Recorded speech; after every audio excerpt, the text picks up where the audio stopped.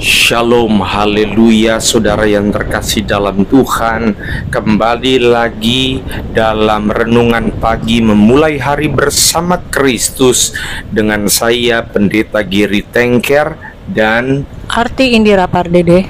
hari ini kita kembali akan merenungkan firman Tuhan yang terambil dari Keluaran pasalnya yang ke-14.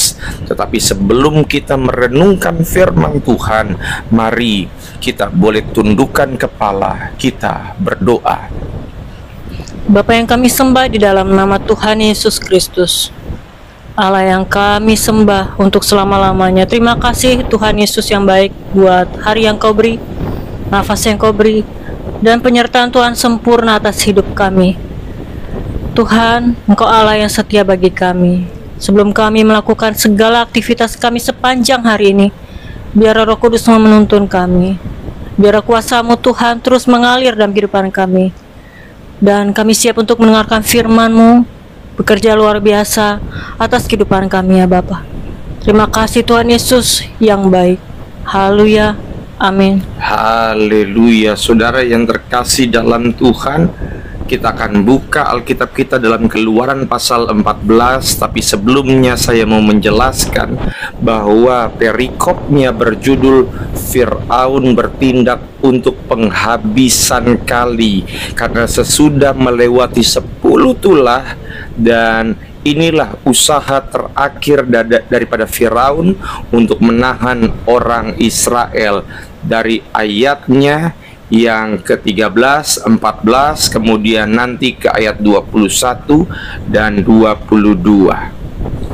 Keluaran 14 ayat 13. Tetapi berkatalah Musa kepada bangsa itu, janganlah takut, berdirilah tetap, dan lihatlah keselamatan dari Tuhan yang akan diberikannya hari ini kepadamu.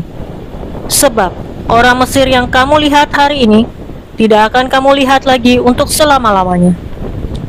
Ayat 14. Tuhan akan berperang untuk kamu dan kamu akan diam saja.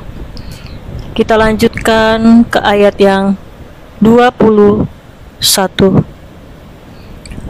Lalu Musa mengulurkan tangannya ke atas laut, dan semalam-malaman itu Tuhan menguakkan air laut dengan perantaraan angin timur yang keras, membuat laut itu menjadi tanah kering, maka terbelahlah air itu. Ayat yang kedua-dua. Demikianlah orang Israel berjalan dari tengah-tengah laut di tempat kering, sedang di kiri dan di kanan mereka air itu sebagai tembok bagi mereka.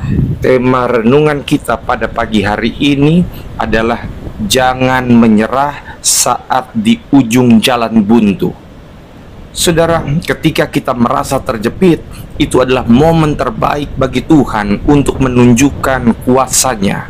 Di depan ada lautan, di belakang ada musuh, dan di saat seperti inilah Tuhan justru memulai mujizat-Nya. Keluaran pasal 14 mengisahkan ketika bangsa Israel mencapai Laut Teberau, terjebak antara tentara Firaun di belakang mereka dan laut yang luas di depan mereka. Situasi ini terlihat mustahil, tetapi Tuhan membuka jalan yang sama sekali tidak terpikirkan oleh manusia. Begitu juga dalam hidup kita. Saat di hadapan kita hanya ada jalan buntu, disitulah Tuhan sering menunjukkan jalan keluarnya yang ajaib. Ada 3 hal yang bisa kita pelajari dari cerita ini. Yang pertama, saudara, bahwa jalan buntu bukan akhir, tetapi itu awal dari mujizat Tuhan. Di ayatnya yang ke-13 tadi dikatakan bahwa Tetapi berkatalah Musa kepada bangsa itu, janganlah takut, berdirilah tetap, dan lihatlah keselamatan dari Tuhan yang akan diberikannya hari ini kepadamu. ketika bangsa Israel melihat laut di depan mereka, mereka pikir itulah akhir dari perjalanan mereka. Tetapi di situ Tuhan membuka jalan baru yang tak pernah mereka bayangkan. Ketika kita menghadapi jalan buntu, percayalah bahwa itu hanyalah awal bagi Tuhan untuk bekerja secara luar biasa dalam hidup kita. Ingat, Tuhan yang membuka jalan, bukan Tuhan yang biasa. Dia adalah Tuhan yang membuat yang mustahil menjadi mungkin. Poin yang kedua, coba kita perhatikan dalam ayatnya yang ke-14. Dikatakan bahwa Tuhan akan berperang untuk kamu dan kamu akan diam saja. Yang kedua yang kita pelajari adalah Tuhan sanggup mengubah rintangan menjadi jalan. Saudara, rintangan bukanlah halangan bagi Tuhan, tetapi justru sarana untuk menunjukkan kuasa-Nya. Apa yang terlihat sebagai tembok penghalang bagi kita sangat bisa diubah oleh Tuhan untuk menjadi jalan keselamatan. Rintangan itu berubah menjadi berkat jika kita berani untuk diam dan mempercayai Tuhan yang berperang bagi kita. Memang ada momen-momen di mana kita harus ambil bagian dalam sebuah tindakan iman, tetapi ada momen-momen di mana Tuhan berkata supaya engkau diam saja dan Tuhan yang akan berperang. Ketika semua terlihat tidak mungkin, taruh dalam pikiran setiap kita bahwa Tuhan siap bertindak di saat kita berani percaya dan berdiam, tetapi bukan berdiam dalam keadaan yaitu sepertinya kita pasrah begitu saja, tetapi berdiam dalam iman karena kita tahu bahwa pertolongan Tuhan selalu tepat pada waktunya. Dan di ayatnya yang ke-21 dan 22 dikatakan bahwa lalu Musa mengulurkan tangannya ke atas laut, dan semalam-malaman itu Tuhan menguakkan air laut dengan perantaraan angin timur yang keras, sehingga air itu terbelah dan orang Israel berjalan di tanah kering. Saudara, laut yang besar itu akhirnya toh terbelah, memberikan jalan bagi bangsa Israel untuk melintas. Poin yang ketiga yang bisa kita pelajari, di tengah lautan masalah, Tuhan sanggup membelahnya. Ketika kita merasa tenggelam dalam lautan masalah, ingat baik, Tuhan kita adalah Tuhan yang luar biasa. Dia sanggup membelah untuk setiap kita. Dia tidak hanya menyingkirkan musuh kita, tetapi membuka jalan yang bahkan lebih besar dari ketakutan kita. Jadi, saat di hadapanmu ada lautan kesulitan, percayalah bahwa Tuhan dapat membelahnya menjadi jalan yang mengarahkanmu kepada kemenangan. Satu hal yang kita pelajari, yang kita percayai, yang kita imani, bahwa Tuhan kita tidak pernah berubah dulu, sekarang, sampai selama-lamanya. Saya tidak tahu, saudara, apa yang menjadi Firaun dalam kehidupanmu, apa yang menjadi laut Tiberau dalam kehidupanmu. Engkau mungkin saat ini dalam keadaan terjepit. Di belakangmu ada tantangan, di hadapanmu ada orang-orang yang jahat. Tetapi jangan hanya fokus kepada apa yang di belakang dan di hadapanmu. Fokus dan lihatlah dengan siapa yang selama ini berjalan bersamamu.